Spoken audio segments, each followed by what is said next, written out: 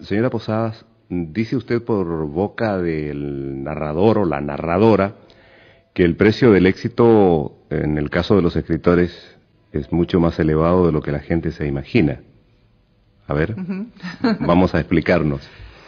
A ver, bueno, yo creo que en la vida siempre las cosas cuestan más de lo que las personas piensan, ¿no? Hay una cierta teoría de decir, ay, fulano, qué suerte tuvo, qué bien le salió aquello. Yo creo en la mala suerte. Si realmente si yo voy a salir por esa puerta y me va a caer una teja en la cabeza, es mala suerte. Pero también creo que en gran medida la buena suerte se la fabrica uno, que hay oportunidades y que hay que aprovecharlas. Es decir, que la buena suerte no es una casualidad, sino que es el resultado de un esfuerzo. Y mucho sudor, sí. ¿Y a usted le ha costado mucho llegar a donde está? A mí me ha costado mucho y ha sido un camino muy, muy largo. Yo empecé publicando como con 26 años, una cosa así. Y bueno, es decir, el momento de cambio en mi carrera, que fue el Primer Planeta, me sucedió con 45. Así que es un camino muy largo. ¿Y en ello, en la dificultad, estriba el hecho de que usted sea mujer o no ha contado para nada ese factor? Bueno, eso puntúa a veces a favor y a veces en contra. Como dice el protagonista, es como Julio Iglesias, en la vida todo es a veces sí, a veces no, a veces tú, a veces yo. Creo que ahora puntúa a favor, hay bastante interés en lo que están haciendo las mujeres y además, no sé si pasa aquí en Holanda, pero en España la gran mayoría de personas que leen novelas son mujeres, un porcentaje enorme. Y entonces yo creo que ahora puntúa a favor ser mujer, pero a lo largo de todo este tiempo ha puntuado en contra. Hay una opinión o una crítica respecto de la existencia de las musas o de la libertad total que adquirirían los personajes de una novela para hacer lo que quieran. Usted dice que no, que sucede un poco como en la vida, que ahí está el personaje y que se va adaptando un poco a las circunstancias que le toca vivir. Sí, es cierto, cuando yo hago un personaje me lo imagino de determinada manera y digo, fulanito va a ser así, y luego fulanito hace lo que le da la gana. Yo trato de controlarlo, pero al final digo, bueno, pues esta es su personalidad y como ocurre en la vida, él va actuando, bueno, de acuerdo con las cosas que se le presentan, ¿no? Con las situaciones que se le presentan. Y uno de los desafíos fundamentales de todo escritor o de toda escritora es lograr que la historia sea verosímil, ¿verdad? Y tratar de eliminar o por lo menos neutralizar esta desconfianza del lector. Sí, que Juego de Niños a su vez es un juego y entonces la protagonista, que es una escritora, va explicando cómo escribe, cómo construye ella una novela. Y dice, yo estoy de acuerdo, que una de las cosas más difíciles es lograr suspender la incredulidad del lector, eso que dicen los ingleses, ¿no? The suspension of disbelief. Si uno consigue suspender la incredulidad del lector, todo es posible. Nosotros sabemos que las alfombras no vuelan, pero nos lo cuenta Sheresade y nos lo creemos, ¿no? Así que si uno consigue explicar las cosas bien, en literatura se puede hacer comulgar con ruedas de molino al lector. ¿Y cómo se consigue eso? Bueno, se consigue con talento, claro. La única receta. Con grandes virtudes. Sí. Hay una afirmación suya que es verdaderamente temeraria. Usted dice que en estos comienzos de siglo las mujeres ya no tienen que explicar ni justificar ninguna de sus acciones del ombligo para abajo. Afortunadamente. Y yo estaba pensando, por ejemplo, y en el caso no solo de España, pero hablemos de ese, de la violencia intrafamiliar, de los asesinatos de mujeres por mal de amores. ¿No habría que, a la vista de esos antecedentes, relativizar su afirmación? Bueno, yo creo que de todas maneras hemos avanzado bastante, en el sentido de que antes había muchos crímenes pasionales que ni siquiera saltaban a las páginas de los periódicos. Además, nosotras éramos las guardianas de el honor, aquello tan grande y tan importante que era el honor, pero no solo el honor nuestro, sino el honor de nuestros hombres, ¿no? Y por eso era el peso tan terrible de la virtud de la mujer.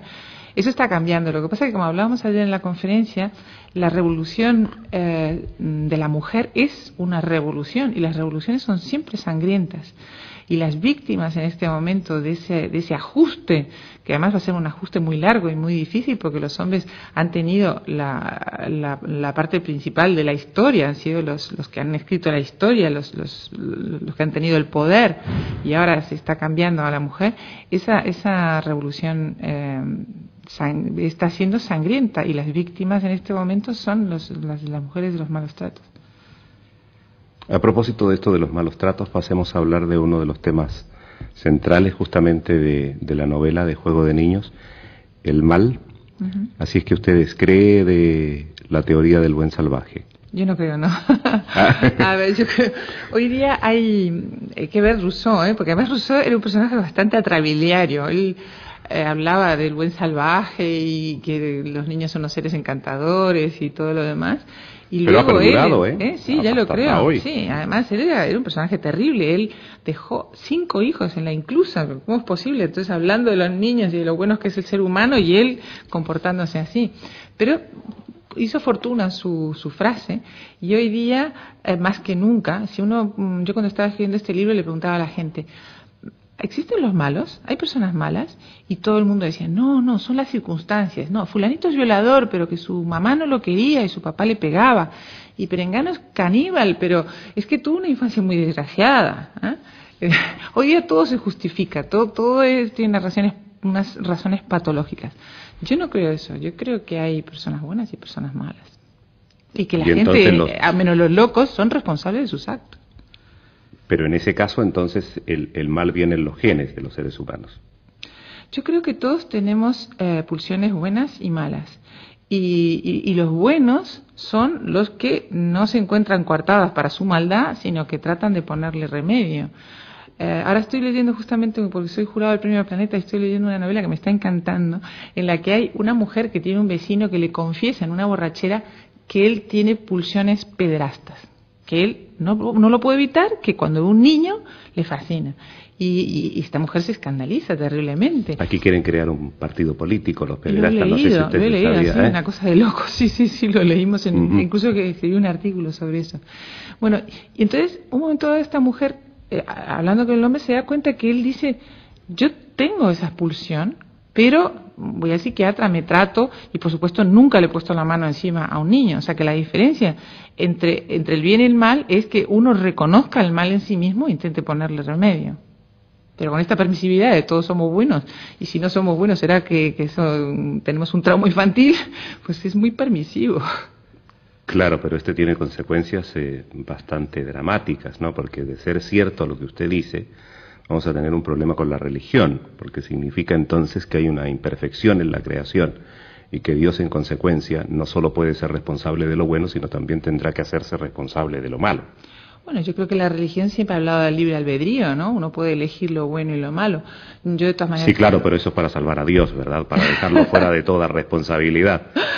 Nos estamos metiendo en un berenjenal. Nos estamos metiendo en un berenjenal complicado. Pero yo de todas maneras... Pero usted empezó, con esto de... Sí. No, es verdad, y el libro mío anterior, que se llama El buen sirviente, que trata precisamente del diablo,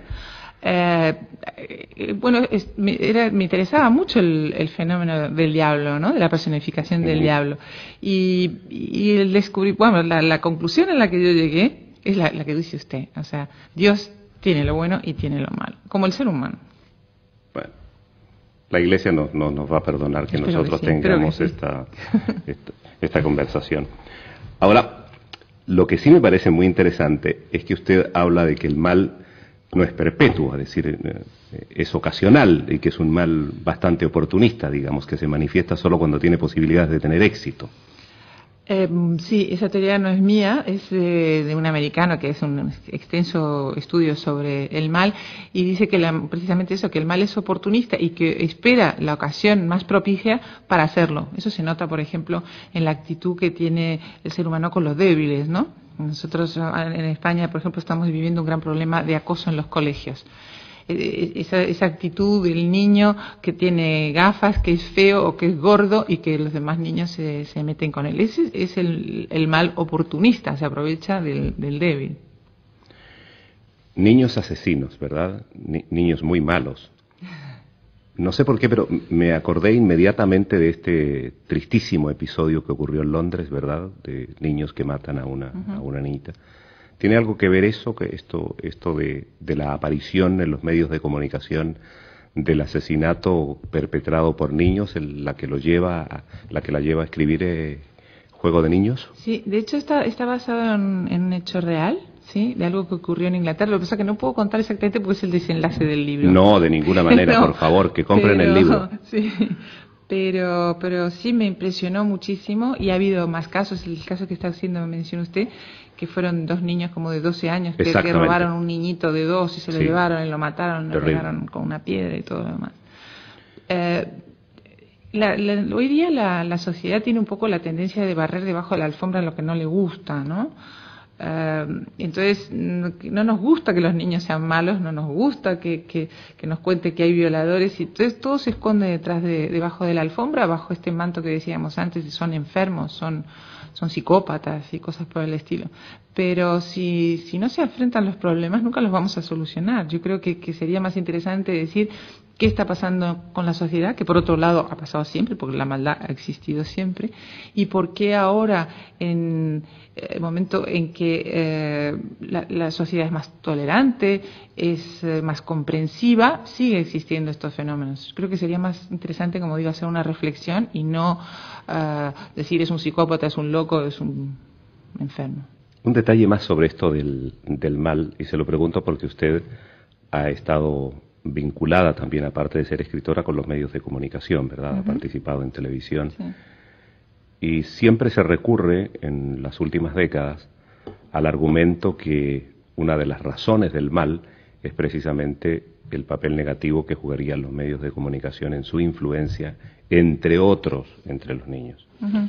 Desde luego, yo creo que la televisión es como una gran caja de resonancia. Y está demostrado, por ejemplo, no sé, en España hubo una temporada en la que había conductores suicidas, ¿no? Gente que se metía por el lado contrario de la autopista y manejaba en sentido contrario hasta chocar. Bueno, cuando se hizo público este caso, empezaron a haber cantidad de conductores suicidas. Es como un poco darle la idea de lo que se puede hacer mal.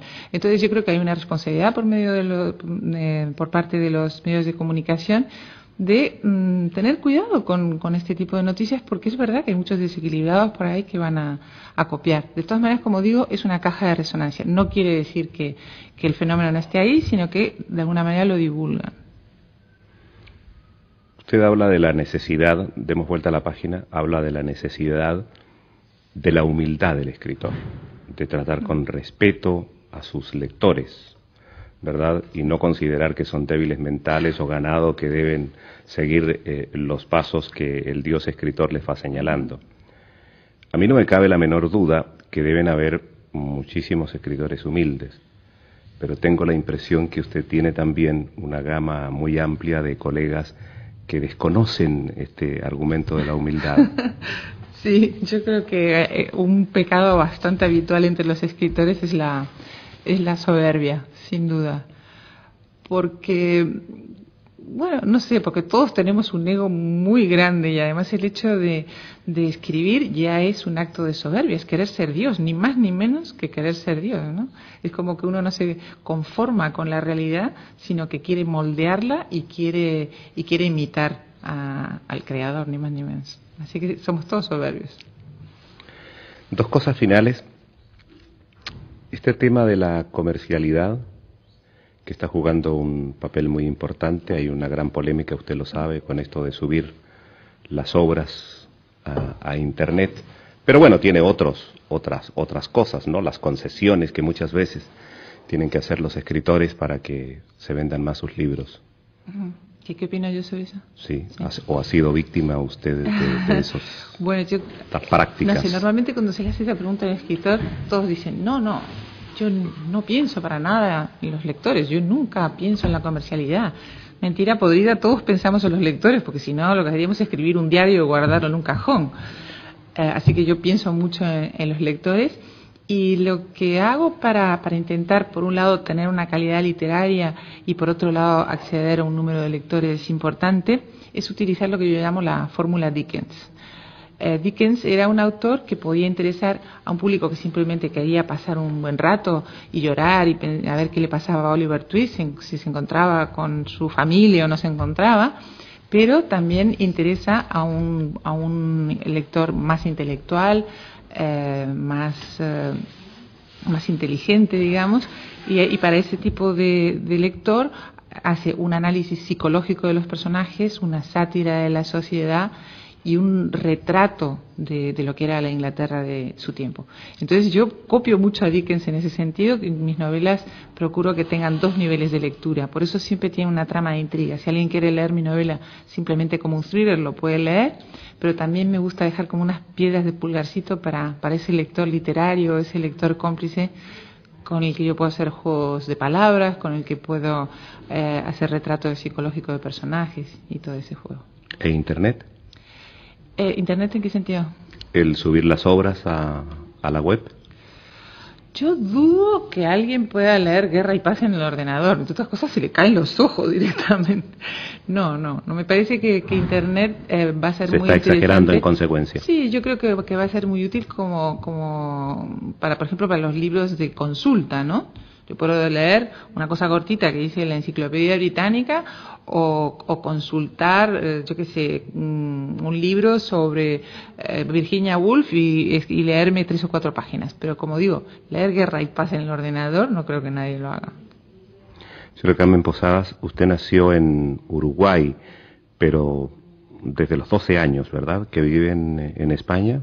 Bueno, sí, viví en España una temporada, después he vivido en Inglaterra en 2 épocas distintas de mi vida, pero salí de Uruguay a los 12. Ayer, durante la conferencia que hubo aquí en el Cervantes, vino mucha gente de América Latina. Sí. ¿Usted se sigue sintiendo latinoamericana a pesar de haber abandonado la región tantos años? Sí, me encantó ver a tantos latinoamericanos. Yo, a pesar de que le debo mucho a España, mis hijas son españolas, mi marido también lo era, España ha sido muy generosa conmigo, mi carrera la he hecho ahí. Cuando me preguntan siempre digo que soy uruguaya porque no me gusta renunciar a mis raíces, ¿no? A mí quiero mucho al Uruguay y hago patria de vez en cuando, porque somos muy poquitos, ¿sabes? Somos solo 4 millones de habitantes, somos como un barrio. Así que sí, yo soy uruguayo. Muchas gracias. Muchas gracias.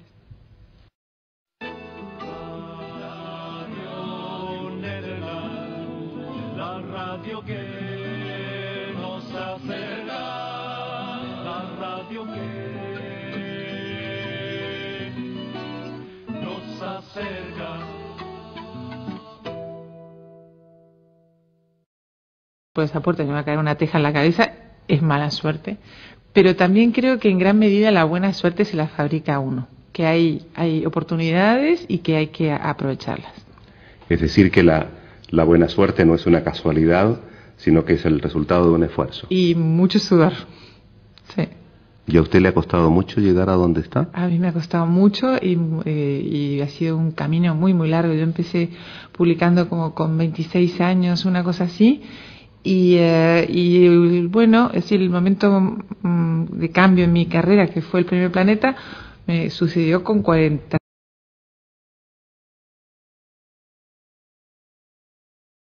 Señora Posadas, dice usted por boca del narrador o la narradora que el precio del éxito, en el caso de los escritores, es mucho más elevado de lo que la gente se imagina. A ver, vamos a explicarnos. A ver, bueno, yo creo que en la vida siempre las cosas cuestan más de lo que las personas piensan, ¿no? Hay una cierta teoría de decir, ay, fulano, qué suerte tuvo, qué bien le salió aquello. Yo creo en la mala suerte. Si realmente si yo voy a salir de su personalidad y como ocurre en la vida, él va actuando, bueno, de acuerdo con las cosas que se le presentan, ¿no? Con las situaciones que se le presentan. Y uno de los desafíos fundamentales de todo escritor o de toda escritora es lograr que la historia sea verosímil, ¿verdad? Y tratar de eliminar o por lo menos neutralizar esta desconfianza del lector. Sí, que Juego de Niños a su vez es un juego y entonces la protagonista, que es una escritora, va explicando cómo escribe, cómo construye ella una novela. Y dice, yo estoy de acuerdo, hay 5, así que es un camino muy largo. Y en ello, en la dificultad, ¿estriba el hecho de que usted sea mujer o no ha contado para nada ese factor? Bueno, eso puntúa a veces a favor y a veces en contra. Como dice el protagonista, es como Julio Iglesias, en la vida todo es a veces sí, a veces no, a veces tú, a veces yo.